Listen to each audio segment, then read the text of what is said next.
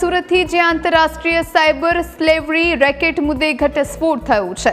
Master mind Nirav ચૌધરીના વોલેટમાં 1.20 lakh USDT જમા થયા। ચાઇનીઝ માફિયા 1.8 કરોડ નીરવને મોકલ્યાનો ખુલાસો થયો। 36 માનવ તસ્કરીના કમિશન પેટે નીરવને રૂપિયા મોકલ્યાનો ઘટસ્ફોટ થયો।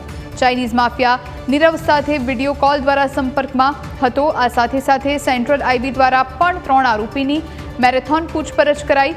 ભારતના નોકરી ઇચ્છુક યુવકોને વિદેશમાં નોકરી આપવાના બહાને ટાર્ગેટ કરવામાં આવતા હતા। તો આ જે માસ્ટર માઇન્ડ છે તેને ચાઇનીઝ માફિયાએ કરોડો રૂપિયા આપ્યા હોવાનો ઘટસ્ફોટ થયો છે। જે પ્રમાણે સમાચાર સુરતમાં આખો પર્દાફાશ થયો આંતરરાષ્ટ્રીય સાયબર સ્લેવરી રેકેટનો।